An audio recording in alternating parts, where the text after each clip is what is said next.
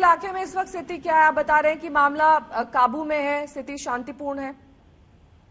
देखिए, प्रशासन के लोगों ने दोनों ही पक्षों और सभी लोगों से अपील की है शांति व्यवस्था बनाए रखे। इसके साथ ही कुछ लोगों ने गलत खबरें भी चलाने की कोशिश की थी, उसके खिलाफ भी प्रशासन ने कहा है कि अगर इस तरह की बहलाने वाली या बहकाने वाली या दंगे फैलाने वाली भी खबर चले जाएगी तो उनके खिलाफ भी कार्रवाई की जाएगी। फौरी स्थिति की मैं बात करूं तो दोनों पक्षों के लोगों को अब अलग अलग कर दिया गया है। कुछ लोग एक अलग अलग धार्मिक स्थानों पर अभी भी इकट्ठे हुए हैं, जिनको प्रशासन के लोग समझाकर उनके घरों को वापस भेज रहे हैं और अतिरिक्त पुलिस बल भी पटियाला के शहरों पर जो संवेदनशील इलाके हैं वहां पर तैनात कर दिया गया है। इस इलाके को थोड़ा समझाएंगे सत्येंद्र? ये काली माता मंदिर के आसपास का इलाका बताया गया है, इसका थोड़ा सा वर्णन करेंगे आप? देखिए, ये काली माता मंदिर जो है पुराना पटियाला शहर है, वहाँ के बीच में बना हुआ है और वहाँ से ये जो प्रोटेस्ट मार्च था दरअसल काली माता मंदिर से शुरू हुआ था और शुरू होके ये शहर के बीच में दुख निवारण साहिब गुरुद्वारा साहिब है, वहाँ के आगे से जा रहा था। लेकिन वहाँ पर कुछ लोग इकट्ठे हो गए और उन लोगों ने पथराव करना शुरू कर दिया और पुलिस ने इस प्रोटेस्ट मार्च को निकालने के लिए एक बैरिकेडिंग लगाई गई थी ताकि जो प्रोटेस्ट मार्च है वो किसी धार्मिक संस्थान की तरफ न जाए। और जब पुलिस उस बैरिकेडिंग को तोड़ते हुए पथराव किया गया तो पुलिस को यहाँ पर बल प्रयोग भी करना पड़ा और फिलहाल ये जो प्रोटेस्ट मार्च था इसको दुख निवारण साहिब गुरुद्वारे के पास ही रोक भी दिया गया था और क्योंकि यहाँ पर तनाव हो गया था, पथराव हुआ और उस स्थिति से बचने के लिए पुलिस ने दोनों पक्षों के लोगों को यहाँ से हटा दिया था। नेहा, दोनों पक्षों के लोगों को हटा दिया गया है, लेकिन अब से कुछ ही देर पहले की तस्वीरें आप देख सकते हैं। यहाँ पर पटियाला के काली माता मंदिर के नजदीक इस तरीके से दो गुटों में हिंसक झड़प हुई जिसमें पथराव हुआ, उसके बाद तनाव बढ़ गया और ये देखिए ऊपर बिल्डिंग से भी लोगों ने पत्थर फेंके। जाहिर तौर पर इस बात की हिंसा की आशंका पुलिस को पहले से थी, पहले से पुलिस बल की तैनाती वहां पर कर दी गई है और जैसा कि हमारे संवाददाता जानकारी दे रहे थे कि अब स्थिति काबू में है। किसी तरह की भ्रामक खबरें ना फैलाई जाएं, इसको लेकर भी पुलिस सतर्क है, सचेत है। कुछ देर पहले वहां पर लोग सड़क पर ही बैठ गए थे, धरना प्रदर्शन जैसी स्थिति भी वहां पर हो गई थी। लेकिन एक तरफ आप देख सकते हैं कि कैसे सड़क पर पत्थरबाजी की जा रही है, लेकिन किसी के घायल होने की या हताहत होने की खबर फिलहाल नहीं है।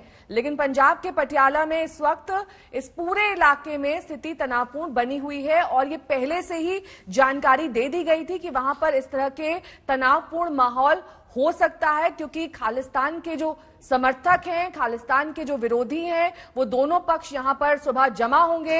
और ये देखिए ताजा तस्वीरें भी हम आपको दिखा देते हैं कि कैसे वहां पर पुलिस बल इन लोगों को रोकने की कोशिशें लगातार करता रहा, लेकिन बड़ी संख्या में इनकी मौजूदगी होने की वजह से वहां पर स्थिति बिगड़ गई और उसके बाद पुलिस ने दरअसल लाठियों के जरिए इन्हें काबू में किया और अब वहां पर पहले से बेहतर हालात बताए जा रहे हैं। सत्येंद्र मेरे सहयोगी लगातार जुड़े हुए हैं। सत्येंद्र, हम तस्वीरों में भी देख पा रहे हैं कि पुलिस प्रशासन भी उन्हें समझा रहा था, एक पॉइंट के आगे जाने से रोका भी जा रहा था, लेकिन ये लोग मानने को ही तैयार नहीं थे और शायद यही वजह था कि स्थिति जो है वो इतनी ज्यादा बिगड़ गई कि तिल का पहाड़ बन गया। देखिए नेहा, इस पूरे मामले को दरअसल शांतिपूर्वक समझना होगा। गुरपंत सिंह पन्नू जो कि खालिस्तानी समर्थक है, उसने ये ऐलान किया था सोशल मीडिया के जरिए से कि 29 अप्रैल को हरियाणा और पंजाब में जो सरकारी बिल्डिंग्स हैं उनके ऊपर खालिस्तान का झंडा फहराया जाएगा। दरअसल वो पिछले लंबे समय से भारत में खासकर पंजाब में इस तरह के उपद्रव कराने की लाख कोशिशें लगातार करता जा रहा है। हरियाणा और पंजाब में गुरपंत सिंह पन्नू के खिलाफ मामले भी दर्ज हुए हैं और उसको बैन भी किया गया है।